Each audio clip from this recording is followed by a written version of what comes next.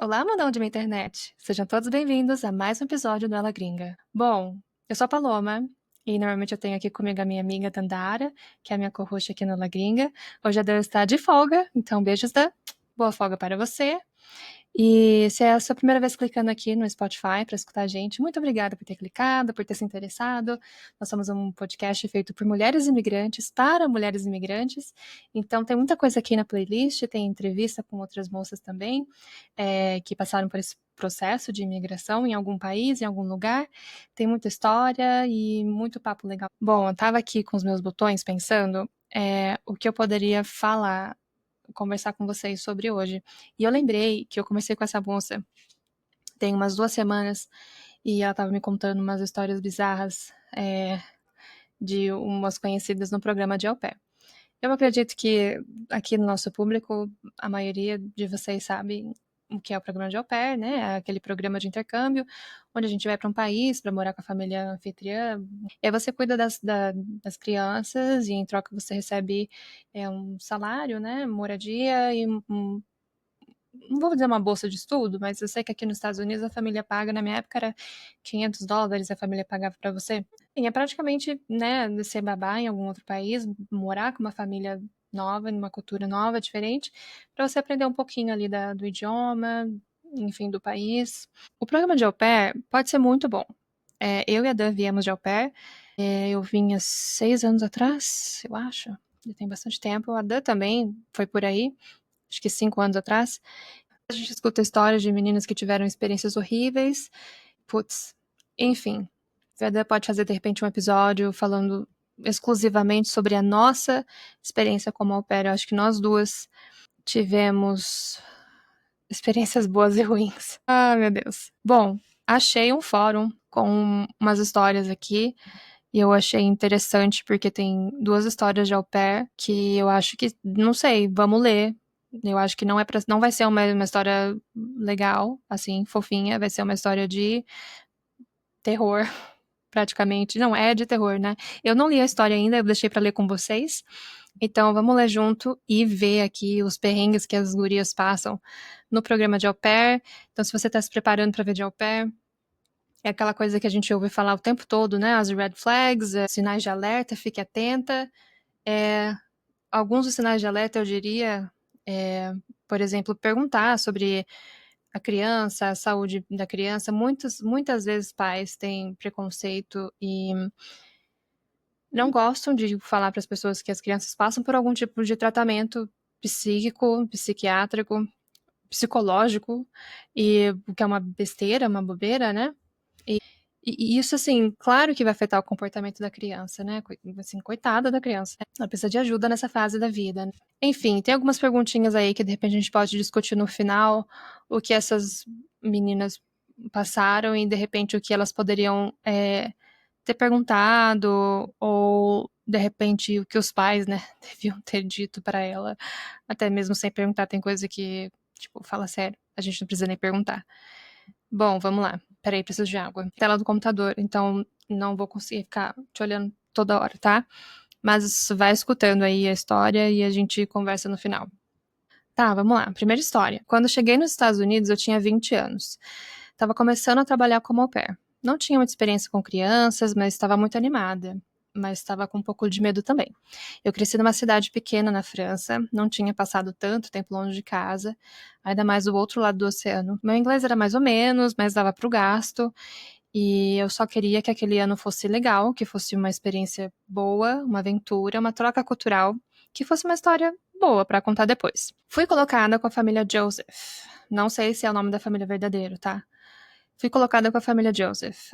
Não vou dizer o nome exato da cidade, né? Por privacidade, deve ser o nome real. Mas, aquelas, né? A vingança da au pair. Mas era um bairro daqueles bem tranquilos, que a gente sabe muito bem. Classe média alta, casinhas bonitas, quintais enormes. Aquele tipo de lugar que você imagina que nada de ruim acontece, não é mesmo, meninas? Eu fiquei super aliviada e pensei, vai ser tranquilo. Tá. Senta lá, Cláudia. Sim, eles tinham 2 filhos, o Brock e o Brandon. O Brock era o mais velho e tinha 12 anos. Eu acho que é assim que fala, tá, gente? Meio preguiçoso, às vezes respondia, mas era tranquilo. Gostava de videogame, fazia piadinha, nada demais. Agora, o Brandon tinha 9 anos e era diferente. Desde o começo, dava pra sentir que ele tinha alguma coisa errada. Something was going on. Na primeira vez que nos vimos, ele só me encarou. Não era timidez, era tipo como se ele estivesse me analisando. Depois de um tempo, ele perguntou: Você é empregada? Eu ri, meio que sem saber o que dizer, e falei que não, né? Eu vou cuidar de você e do seu irmão durante esse próximo ano. Ele continuou me olhando, sério, sem piscar, o que já é estranho, né? Mas ok. Com o tempo, fui percebendo que ele não era só difícil, ele era cruel. Não sei nem se essa é a palavra certa, mas era isso que eu sentia. Ele mentia o tempo todo. Teve uma vez que ele falou pra professora que o irmão dele tentou enforcar ele. Meu Deus, o que nunca aconteceu. Outra vez, gente, tô meio que rindo assim com respeito, viu? Porque tô lembrando de umas coisas aqui também da minha época de au pair. O que nunca aconteceu. Outra vez disse pra vizinha que os pais trancavam ele no armário. Jesus. Uma vez do nada me contou que a au pair anterior fugiu por conta dele e nunca mais apareceu. Quando tentei colocar limites, ele só me olhou e disse: Você não manda em mim. Ai, meu Deus, ó. Tá batendo aqui, ó, a nostalgia. Com aquele olhar vazio e frio, foi aí que comecei a ter medo dele. Mas o pior ainda estava por vir. Uns 2 meses depois que eu cheguei, fui dormir e quando puxei os lençóis, meu coração quase parou. A cama estava cheia de taxinhas, sério, centenas, todas viradas pra cima. Meu Deus, guria, que babado. Escondidas debaixo do lençol. Gente, isso daqui é tipo cena de filme. Se eu não tivesse visto, eu ia deitar em cima de todas elas. E o pior, o colchão já tinha vários furinhos, como se ele tivesse feito isso mais de uma vez. Babado. Nesse mesmo dia mais cedo, eu tinha visto o Brandon me espiando pela fresta da porta. Já passei por isso também. Achei que era só curiosidade, mas depois daquilo, eu já não achava mais nada normal. Fiquei com tanto medo que nem contei pros pais. Tava com receio de que achassem que eu tava exagerando, que me mandassem embora. Então limpei tudo e segui a vida. Eu tentei, né? Eu vou parar de falar tanto, a gente comenta sobre essas coisas depois. Só que a coisa toda foi ficando cada vez mais estranha. O Brandon começou a me seguir pela casa, tipo, sério, do nada. Eu olhava e ele tava lá, parado na porta, só me encarando, sem piscar, sem falar nada.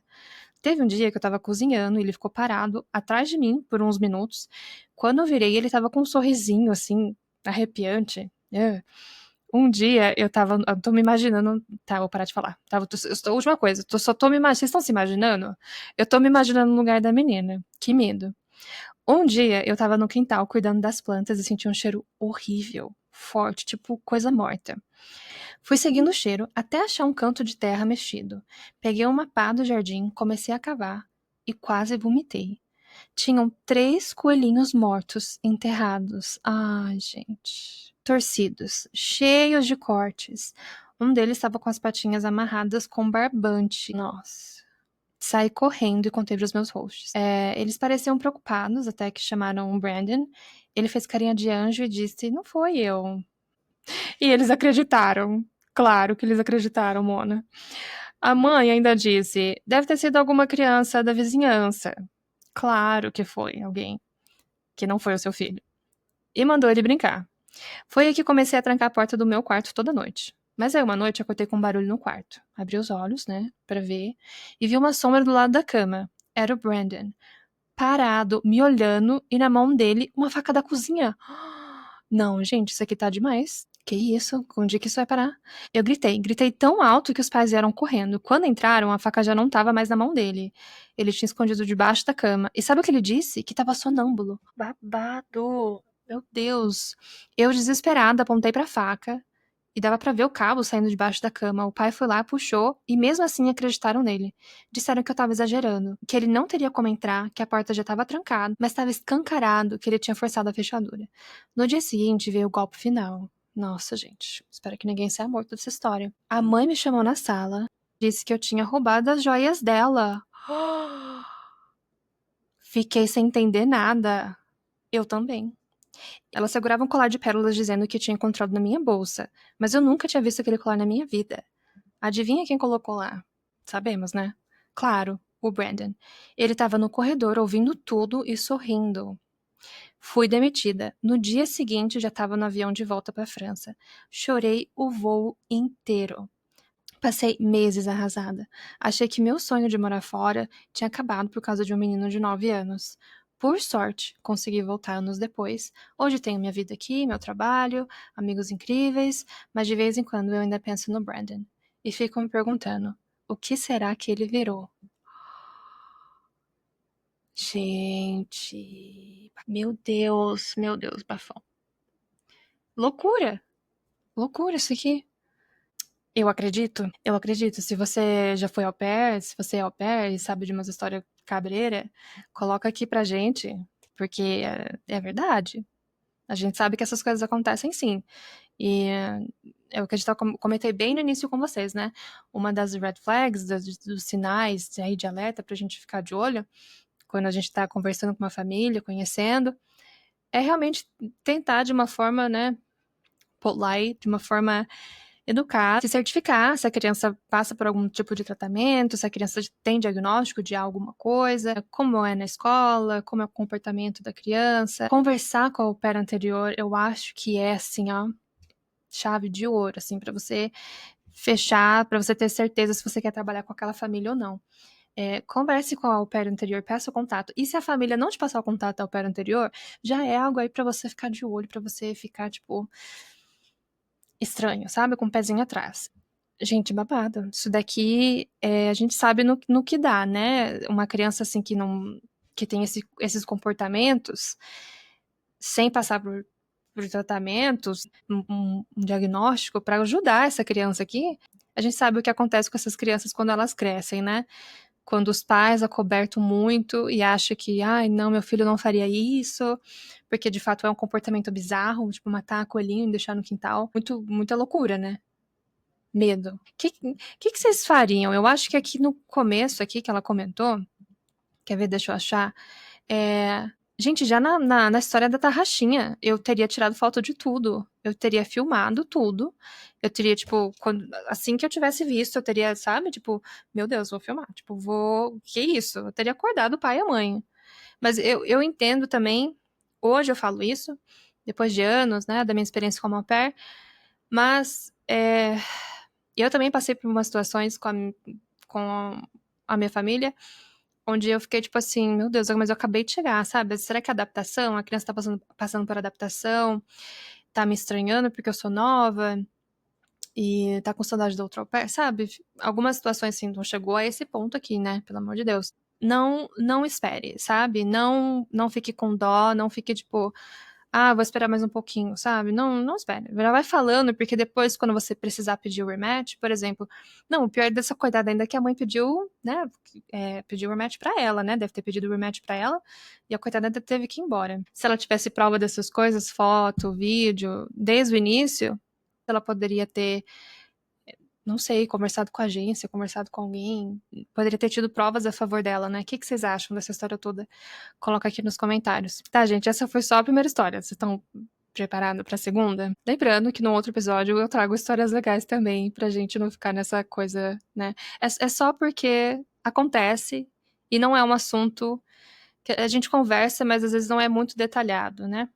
Porque rola essa coisa um pouco também, às vezes, de não expor a família, de não expor a criança. Babado. Vamos pra segunda história. Ah, tinha título na primeira história? Não tinha título, né? Vamos ver aqui. É que essa daqui também não tem título, mas vamos ver o que é. Eu já tinha ouvido umas histórias estranhas sobre au pairs, mas achava que muita coisa era exagero. Até que um dia entrei no grupo do Facebook para trocar experiências e vi um post de uma menina chamada Lara. Lara era da Alemanha, tinha 19 anos na época, e a história dela me deixou muito arrepiada. Ela foi morar com uma família na Carolina do Norte. Não, outra coisa, né? Duas histórias, as duas aconteceram nos Estados Unidos. Só vou comentar isso. Tudo parecia normal no começo. Casal simpático, uma menina de 6 anos chamada Emily. Lara achou tudo muito lindo. A casa grande, sotaque do sul, a vida nova. Que delícia. Mas logo nos primeiros dias, ela percebeu que tinha alguma coisa estranha. A mãe da menina era muito ausente, passava o dia no quarto, dizia que tinha enxaqueca crônica e só aparecia à noite. O pai era gentil, mas era distante. E a Emily era bem diferente de qualquer criança que a Lara já tinha conhecido. Ela não falava muito, só ficava com aquele olhar baixo, fixo. A primeira vez que a Lara tentou brincar com ela, a menina simplesmente virou o rosto e foi embora. Tá, então peraí, entendi. Essa daqui não é a Lara contando, é uma menina que entrou no Facebook e viu essa história da Lara. Tá, fofoca, vamos ver. No outro dia, ela acordou e encontrou todas as bonecas da Emily empilhadas de cabeça para baixo no meio do quarto. Todas com os olhos riscados, com canetinha preta. Gente, o que tá acontecendo? Halloween fora de época. Lara achou que era só uma fase. Crianças têm dessas, né? Não, não tem. Não sei, né? As crianças de vocês têm dessas? Tipo, brincar de canetinha, rabiscar as coisas, tudo bem, mas meio bizarro botar as bonecas de cabeça pra baixo, né? Mas começou a notar outras coisas. A menina só desenhava coisas esquisitas. Casas pegando fogo, pessoas sem olhos, árvores com corpos pendurados. E teve uma vez que ela desenhou a Lara dormindo, com um monstro em cima dela. Lara riu, meio desconfortável, e perguntou o que era aquilo. A Emily respondeu: Não é um monstro, é o meu amigo. Ele gosta de você. Lara congelou. Tentou perguntar mais, mas a Emily só virou de costas e começou a cantar uma música sem sentido, tipo aquelas cantigas antigas que ninguém mais sabe de onde vem. Tá. Ah, achei meio fanfic isso aqui. Mas tá bom. As noites eram piores. Lara ouvia passos no corredor. A casa fazia barulhos estranhos, mas até aí beleza, casa velha. Só que teve um dia que ela acordou com uma voz sussurrando no ouvido dela. Acorda, vai ver o que ela fez. Ela levantou assustada, foi até o quarto da Emily. A porta estava aberta e no meio do chão tinha um círculo desenhado com giz, cheio de símbolos estranhos. No centro, uma boneca igualzinha a Lara, cortada no meio, e a menina estava ali sentada no canto, com os olhos completamente abertos, repetindo: Agora ela não vai mais fugir, agora ela não vai mais fugir. Eu já pegava um sal lá embaixo e tacava na menina, na casa inteira. Me PPO. No dia seguinte, Lara quis conversar com os pais. A mãe só riu e disse: Ai, você levou isso a sério. Ai, a Emily é só criativa. She's just creative. Uhum, vai nessa. Mas naquela noite, Lara não dormiu. E no meio da madrugada, ouviu a porta do quarto abrindo. Achou que estava sonhando, mas quando acendeu a luz, não tinha ninguém. Só a boneca, aquela da noite anterior, em cima da cama, e na testa dela tinha escrito em alemão: Até logo. No dia seguinte, Lara foi embora. Nunca mais quis ser au pair. Nunca mais quis voltar para os Estados Unidos. Diz que até hoje, às vezes, acorda com a sensação de que alguém tá olhando para ela no escuro. E ela jura, em algumas noites, que escuta aquela mesma musiquinha, aquela que a Emily cantava. É, bem.